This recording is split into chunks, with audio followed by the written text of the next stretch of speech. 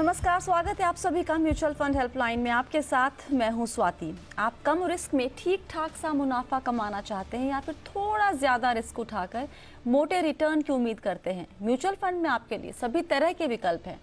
यहाँ पर आप अपने लक्ष्यों के मुताबिक निवेश कर सकते हैं और बैंक या एफडी से बेहतर रिटर्न पाने की गुंजाइश यहाँ पर होती है। लेकिन सबसे ज़्यादा मुश्किल होता है अपने लिए सही पोर्टफोलियो बनाना। बस यहीं पर आपकी सहायता हम करते हैं अपने शो म्यूचुअल फंड हेल्पलाइन के जरिए।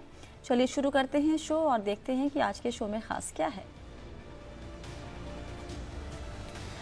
आज हम जानेंगे कि ईएलएसएस में कैसे होता है टैक्स छूट का calculation. Kotak Standard multi cap निवेश के लिए कैसा फंड है, और अपने खास सेगमेंट फंड नामा में आज हम समझेंगे क्या है गिल्ट फंड और किसे निवेश करना चाहिए इस फंड में।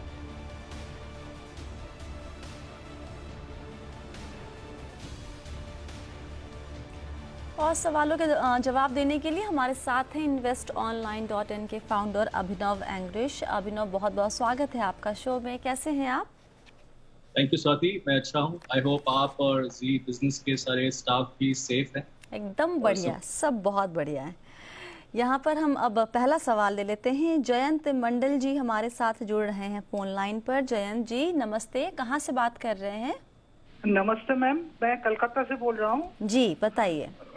मैम एक्चुअली मेरा पोर्टफोलियो काफी बड़ा है। तो actually 2 large cap, 2 large and mid cap, 2 mid cap और 4 मल्टी कैप और 3 स्मॉल कैप। अच्छा, अरे बाप रे। तो पोर्टफोलियो काफी बड़ा होता गया। और क्योंकि मैं करीब 2 साल से ये म्यूचुअल फंड हेल्पलाइन देख रहा हूँ, देखे देखे मैंने पहले 5000 करके मैंने इन्वेस्ट किया, तो अभी वो बढ़ते बढ़ते मेरा 20,000 पर फंड हो गया। करीब अराउंड 2,40,000 पर मंथ मेरा एसआईपी है। बहुत बढ़िया। तो एक्चुअली मैम ये मैंने करीब 2.5 साल से चल रहा है ये म्यूचुअल फंड। तो मेरा कॉर्पोरेट जो है वो मैं 15 साल बाद 16 साल बाद मेरा रिटायरमेंट है। अच्छा। तो उसके बाद मैं और 20 साल तक मुझे पैसे की जरूरत नहीं है अभी। ओके। तो मैं ये फंड कैसा है ये मैं पूछ रहा हूँ मैं। ओके, और आपका टारगेट है 20 करोड़ रुपए का? 20 करोड़ करीब। 12 एसआईपी, 2 लार्ज कैप ठीक है, 2 लार्ज मिड कैप पता नहीं, लेकिन 4 multi cap. Okay. Abhinav ji, funds वैसे बुरे नहीं, सिलेक्शन ऑफ फंड खराब नहीं है, लेकिन आपको लगता है 12 बहुत ज्यादा है? स्वाति बहुत ज्यादा ही नहीं है।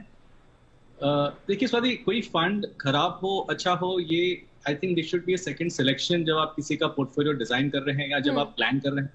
I think what is most important here is कि ये एक बहुत अच्छी चीज है जयंत जी कि इनका एक गोल और टारगेट सेट है और इनका माइंड सेट है कि इनको 20 इयर्स तक इन्वेस्टमेंट करना है और इन्हें फंड्स की जरूरत नहीं है।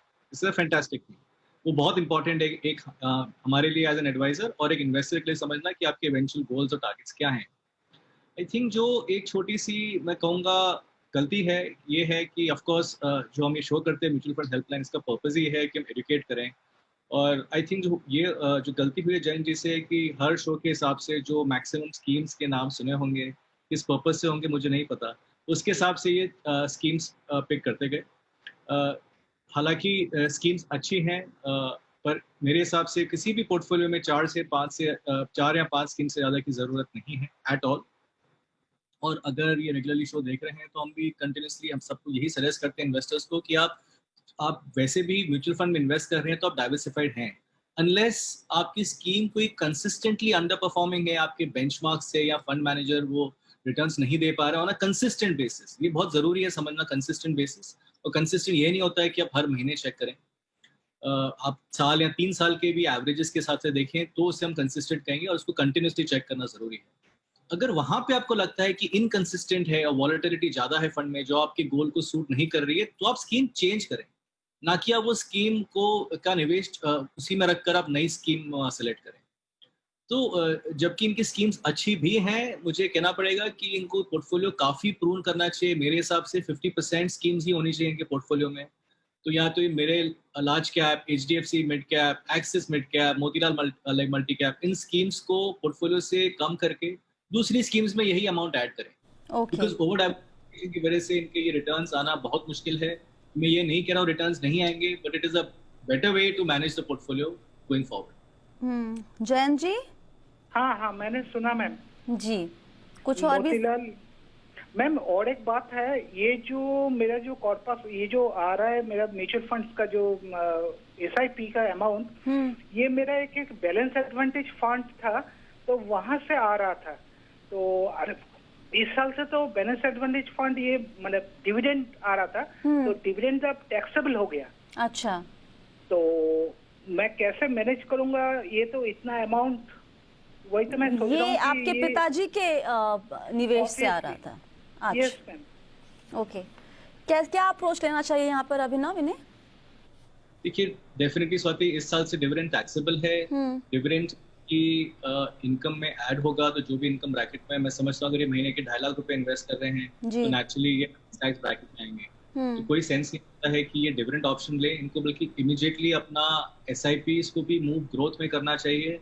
और जो बैलेंस एडवांटेज इन्वेस्टमेंट्स भी हैं इनके, वो भी उन्हें में ही मूव करके वहां से सिस्टमैटिक विड्रॉल प्लान लेनी चाहिए। अच्छा, बैलेंस एडवांटेज फंड भी एक इक्विटी ओरिएंटेड टैक्सेशन में ही आता है। उसमें आपकी शॉर्ट टर्म टैक्सेशन 15% के हिसाब से होगी, और अगर ये निवेश 1 साल से ज्यादा लंबा चल रहा है तो नेचुरली वो लॉन्ग टर्म टैक्सेशन में आएगा जो 10% के हिसाब से, तो वो टैक्स वाइज काफी बेनिफिशियल होगा उनके लिए।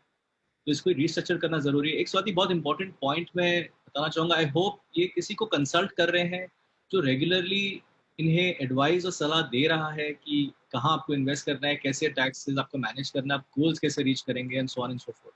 हालांकि डू इट योरसेल्फ एक अच्छा ऑप्शन है इन्वेस्टर्स के लिए, पर आई थिंक एक एडवाइजर के साथ भी डिस्कस करना और उनसे अपना प्लान बनवाना और रेगुलरली उसको मॉनिटर करवाना कि गोल्स के पास हैं, कैसे रीच होंगे, या कभी कोई स्कीम्स का सिचुएशन क्या है, जैसे ये भी एडवाइस है, तो ये एडवाइजर का साथ लेना बहुत जरूरी है।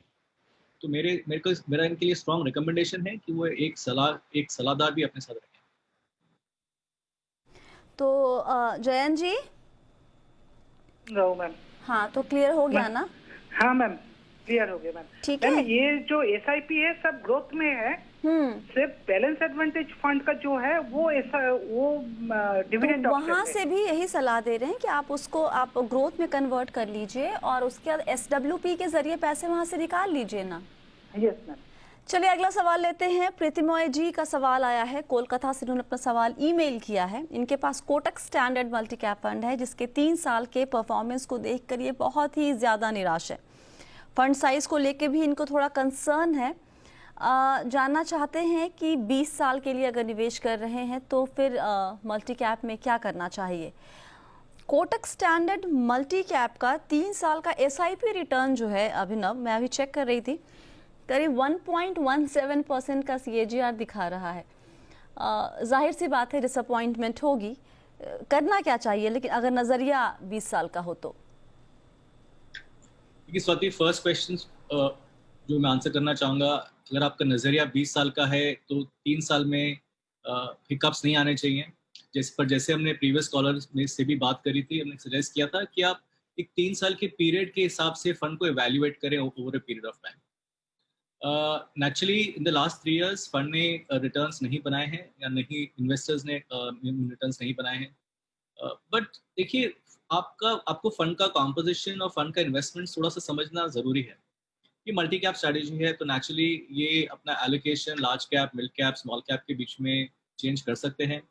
फिलहाल इनका 75% एक्सपोजर लार्ज कैप में है, सिर्फ 23% मिड कैप और बाकी एक छोटा पोर्शन स्मॉल कैप में, प्रैक्टिकली नेग्लिजिबल। अगर आप ये फंड को 5 years या 10 years का एवरेज परफॉर्मेंस देखें तो फंड ने काफी अच्छा किया है। ओवर लास्ट 5 years लाइक करीबन 9% का एनुअलाइज रिटर्न है, और वो 10 years करीबन 11.5% का है। हैविंग सेड दैट, इनका कंसर्न वैलिड है, बट आपको समझना है कि पोर्टफोलियो में होल्डिंग्स क्या है। करंट गिराव आई थी बाजार में, उसमें स्पेसिफिकली बैंकिंग काफी हिट हुआ है, जो अभी तक रिकवर नहीं हुआ है, इसकी वजह से पोर्टफोलियो का जो पास के रिटर्न्स थे, उसकी जो कुशन थी वो प्रैक्टिकली कम हो गई है, बाय वर्च्यू ऑफ व्हिच आपके पास रिटर्न्स भी इफेक्ट। हैविंग सेड दैट, मुझे लगता है स्कीम अच्छी है। हर्षा उपाध्याय जो फंड के फंड मैनेजर हैं, उन्होंने काफी अच्छा काम किया हिस्टोरिकली, और मैं 3 साल में वो फंड को गिव अप नहीं करूंगा। मैं चाहूंगा कि अगले 1 साल 2 साल जो मार्केट की साइकिल है उसकी बेसिस पे इवेल्युएट करूं और फिर एक जजमेंट लूं कि मुझे ये फंड में इन्वेस्ट करना है कि नहीं। फंड का साइज करीबन 29,000 करोड़ के आसपास है फिलहाल, 29,500 करोड़ के आसपास। बट बिकॉज 75% लार्ज कैप है, तो ये कंसर्न कि वो फंड का साइज बहुत बड़ा है, इसके लिए ज्यादा वैलिड नहीं है, बिकॉज फंड किसी भी वक्त एक large amount of liquidity arrange कर सकता है, चाहे वो रिडेम्पशंस हैं। ये जो फंड का साइज का प्रॉब्लम है, ये टिपिकली एक स्मॉल कैप या मिड कैप में भी इतना नहीं, पर स्मॉल कैप फंड्स में ज्यादा आता है, बिकॉज स्मॉल कैप का टोटल मार्केट कैप ही काफी कम है। तो जब लिक्विडिटी क्राइसिस अगर आती है या अर्जेंट लिक्विडिटी स्कीम को जरूरत होती है, तो वो इमीडिएटली स्टॉक्स बेच के उतनी लिक्विडिटी शायद अरेंज नहीं कर पाए, या उनको एक काफी ज्यादा लॉसेज या अनवांटेड स्टॉक्स भी बेचने पड़ सकते हैं। उन स्कीम्स में अगर आप बोलें कि AUM ज्यादा है तो इसके लिए फंड थोड़ा रिस्की है, उसमें आप कह सकते हैं, पर इस स्पेसिफिक स्कीम में मैं सजेस्ट नहीं करूंगा। मेरा स्ट्रॉन्ग रिकमेंडेशन है कि वो इसमें इन्वेस्टेड रहें। तो देखिए, एंड ऑफ द डे अगर इन्वेस्टर को कंटिन्यूसली डाउट आता है स्कीम पे, और कभी कभी हम इन्वेस्टर्स से भी ये लाइक समझते हैं कि वो नहीं चाहते वो स्कीम में इन्वेस्टेड रहें, या उन्हें कन्विक्शन नहीं आता है। अगर वो सिचुएशन है तो मैं ये भी कह सकता हूँ कि अब कैनरा रेबेको इक्विटी डाइवर्सिफाइड फंड है जो दूसरा मल्टी कैप स्कीम है, उसमें इन्वेस्ट कर लें। अब आप उसका अगर आप हिस्ट्री अगर आप देखें, तो पिछले 3 साल में वो फंड ने करीबन 8.5-9% का एनुअलाइज रिटर्न दिया है, और 5 साल में 8% के आसपास, कंपेयर टू कोटक 9.5%। इसीलिए मैं स्ट्रांगली रिकमेंड करूंगा कि वो ये फंड को अभी गिव अप ना करें, 1 से 2 साल का पीरियड और वेट करें, SIPs कंटिन्यू रखें, वो बहुत जरूरी है। अभिनव, जैसे आपने कहा कि 3 साल में हिकअप्स नहीं आना चाहिए, तो आदमी कितनी देर इंतजार करे? मतलब ठीक है, 3 साल तक नहीं, 4 साल 5 साल, मतलब कोई तो एक समय सीमा होगी जहां उसके बाद एक निवेशक का हौसला टूट जाएगा शायद अपने। जैसे कुछ ऐसे मल्टी कैप फंड हैं या मिड कैप फंड्स हैं जिनका परफॉर्मेंस बहुत ही खराब रहा है, तो वैसे में वो इंतज़ार करते रहें कि शायद साइकिल बदलेगा, माहौल बदलेगा, फंड मैनेजर कुछ नया करेगा, या फिर वो निकलने का कॉल कब लेना चाहिए किसी भी निवेशक को? करेक्ट। सो मैं हम जनरली ये सजेस्ट करते हैं कि आप कम से कम 2 साइकिल्स का वेट करें, मतलब 2-3 साल की जो साइकिल्स होती हैं उसमें फंड को इवेल्युएट करें। वो इसलिए है, अगर हमने भी रिसेंटली एक रिपोर्ट बनाई थी 2008 से लेके 2020 तक के हर कैटेगरी के फंड्स, चाहे वो लार्ज कैप है, मिड कैप है, मल्टी कैप है, लार्ज एंड मिड, सब कैटेगरी के फंड्स हमने लिए थे। अगर आप उसको एनालाइज करें तो आप ये देखेंगे कि जो 2008 से 10 के लार्ज कैप फंड्स थे, उनके रिटर्न्स आज प्रोबेबली लास्ट क्वार्टाइल में हैं, और वो कंसिस्टेंटली लास्ट 6 साल या 7 साल से अंडर परफॉर्म कर रहे हैं। तो उसका ये नेट कंक्लूजन है कि आप हर स्कीम को या हर फंड मैनेजर को आप कम से कम 2 साइकिल्स का उनको आप मौका दें, वो इम्पोर्टेंट है। और ये 100% होता ही है कि जो फंड ये 3 साल चल रहा है वो शायद अगले 3 साल नहीं चले। इम्पोर्टेंट ये है देखना कि आपको टॉप परफॉर्मिंग फंड हर 3 साल के साइकिल में नहीं ढूंढनी है। आपको ऐसे फंड्स चूज करने हैं जो आइडियली एक एवरेज रिटर्न, जो एक एवरेज रैंकिंग में चल रही है। तो अगर कोई स्कीम कैटेगरी में 20 स्कीम्स हैं, पर करंटली कोई स्कीम अगर नंबर 1 परफॉर्मिंग रही है लास्ट 1 साल 2 साल 3 साल तक, अगेन ये सब हिस्टोरिक परफॉर्मेंस है, इसलिए फ्यूचर गारंटी कुछ है नहीं कि फ्यूचर में भी स्कीम वैसे ही करेगी। But I would suggest we are better off कि अगर कोई स्कीम है जो 4th और 5th रैंक में है 20 स्कीम्स में, और कंसिस्टेंटली 4th से 7th रैंकिंग की बैंड में चले फॉर द नेक्स्ट, और जो पिछले 10-15 साल से भी है और आगे चल के भी अगर वही बैंड में रहे, तो वो एक बेटर स्कीम है, ना कि आप टॉप परफॉर्मिंग स्कीम को ही सॉर्ट करके ढूंढते रहें। क्योंकि आप वो करेंगे तो हर साल जब भी आप स्कीम्स को आप इवैल्यूएट करेंगे, आपको कोई नई स्कीम टॉप पे दिखेगी, राइट। तो आप यू चेंजिंग। तो अगर आप SIPs कर रहे हैं, हाँ। बहुत इंपॉर्टेंट है, अगर आपने 5 साल की SIP की है, प्लीज अंडरस्टैंड आपका एवरेज इन्वेस्टमेंट सिर्फ 2.5 साल का ही रहा है। जी जी, राइट, बिकॉज आप मंथ ऑन मंथ इन्वेस्ट कर रहे हैं, और जो आपने मार्केट फॉल में या गिरे हुए बाजार में इन्वेस्ट किया, उसका बेनिफिट बढ़े हुए बाजार में ही आएगा। ओके। तो कम से कम 6 साल का अगर आप इन्वेस्टमेंट देखेंगे तो आपका एवरेज इन्वेस्टमेंट 3 साल का रहेगा और 2 साइकिल्स निकल जाएंगी। उसके बेसिस पे अगर आप कॉल लें या उस बेसिस पे डिसीजन लेना जरूरी है। आप सिर्फ पास्ट परफॉर्मेंस ना देखें, बट फंड को की जो रिटर्न्स है वो आप डिफरेंट पीरियड्स में भी कंपेयर करें, जी स्पेसिफिकली वॉलेटिलिटी, जी जरूर। Quarterly, annually, calendar year. इसलिए वंस Alright. अगेन अगर आप एडवाइजर के पास जाए तो ये सब डेटा आपको प्रेजेंट करना इजी होगा। अगला सवाल लेते हैं। अमन खंडेलवाल हमारे साथ जुड़े हैं फोन लाइन पर। अमन जी नमस्ते, कहाँ से बात कर रहे हैं? नमस्कार मैडम, मैं हाथरस से बोल रहा हूँ, उत्तर प्रदेश। जी, सवाल क्या है आपका अमन जी? मेरा सवाल ये है मैडम कि ये गोल्ड सोवरेन बॉन्ड जो होते हैं, इस पे हम अलग अलग वो देखते हैं कि इंटरेस्ट 13% है, 14% है, 19% है, जैसा भी अपनी जो अलग अलग एएमसी होती है उनके फंड के हिसाब से। तो मैं पूछना चाह रहा हूँ, तो ये जो फंड जो इंटरेस्ट होता है इसमें 2.5% जो है जो गवर्नमेंट हमें इंश्योर करती है वो इंक्लूड होता है क्या? नहीं, आप कंफ्यूज करें। गोल्ड सॉवरेन बॉन्ड पे अलग अलग फंड हाउस कहाँ आपको दे रही 14-15% का? मतलब आप गोल्ड फंड्स की बात कर रहे हैं? हाँ जी, गोल्ड सेवन बॉन्ड। गोल्ड फंड अलग है, सॉवरेन गोल्ड बॉन्ड अलग है। अच्छा, दो अलग अलग तरीके का सोने में ही निवेश है, लेकिन दो अलग तरीकों से। अच्छा। आपका एक निवेश axis long term equity fund में भी था, राइट? हाँ मैडम, वो ELS। और आप उसमें कैसे टैक्स कैलकुलेट किया जाता है जितना निवेश करते हैं, एटीसी के तहत छूट जो मिलती है, वो भी जानना चाहते थे। जी मैडम। अभिनव बताइए, जितना हर साल इनका सवाल ये था कि ये अगर एक साल में 24,000 रुपये मान लीजिए निवेश करते हैं, उस पर टैक्स छूट तो मिलेगी इनको इस साल, लेकिन अगले साल जितना निवेश किया प्लस इस साल जो किया, सब पे मिलाकर टैक्स छूट होता है या फिर जितना निवेश एक वित्तीय साल में होता है उतने पे ही मिलेगा? नहीं स्वाति, नेचुरली अगर आप एक फाइनेंशियल ईयर ले रहे हैं तो आपको जो एटीसी में 1.5 लाख रुपए का जो फायदा है आपको उस साल की इनकम पे मिलता है। आप उसको हर साल नहीं यूज कर सकते, बिकॉज नेचुरली आपकी हर साल इनकम चेंज होगी, आपकी अर्निंग्स नेक्स्ट ईयर की हैं, तो उस साल जब आप सेविंग करेंगे तब आपको उसका बेनिफिट मिलेगा। इसलिए अगर वो SIP कर रहे हैं तो अगर उनकी 2,000 रुपए की मंथली SIP है तो जो 24,000 रुपए साल के हैं वो एक specific year between April to March जो इन्वेस्टमेंट हुआ है उस पर उनको full tax benefit under ATC मिलेगा। अगले साल के लिए उन्हें फिर निवेश करना पड़ेगा, तो ईयर ऑन ईयर है। इसलिए SIP ELSS में जनरली एडवाइजेबल रहती है, बिकॉज एक स्मॉल अमाउंट हर महीने आपका इन्वेस्ट हो जाता है, ना कि आप फरवरी और मार्च टुवर्ड्स द ईयर एंड में जाके आप ATC के लिए आप इन्वेस्ट करें। तो यस, जितना आप अप्रैल से मार्च के बीच इन्वेस्ट करेंगे उतना ही अमाउंट आपको टैक्स बेनिफिट के लिए वैलिड है। और अमन जी नहीं, अगर आप सुन रहे हैं, ये देख रहे हैं शो, तो आप जब भी निवेश करेंगे आप किसी एडवाइज़र की सलाह लीजिएगा, क्योंकि मुझे लगता है कि आप खुद से करेंगे निवेश तो आप थोड़ा फंस सकते हैं, क्योंकि बेसिक अभी आपका उतना स्ट्रांग नहीं है निवेश का। नहीं जी। ठीक है, ओके मैडम। ऑलराइट, चलिए वक्त है एक छोटे से ब्रेक का। ब्रेक के बाद हम कुछ और सवाल लेंगे और जवाब देने की कोशिश हम पूरी करेंगे। आप सभी बने रहिए जी बिजनेस के साथ।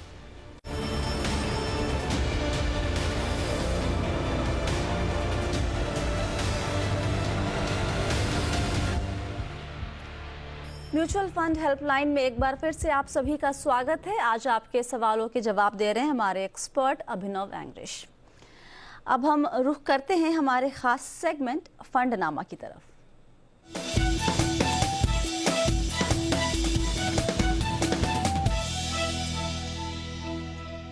फंडनामा में हम म्यूचुअल फंड की जो अलग अलग कैटेगरी है उसके तहत, जैसे इक्विटी में करीब 10 तरह के फंड्स होते हैं, डेट में 16 कैटेगरी है, तो उसकी बारीकियां समझने की या समझाने की कोशिश कर रहे हैं आपको।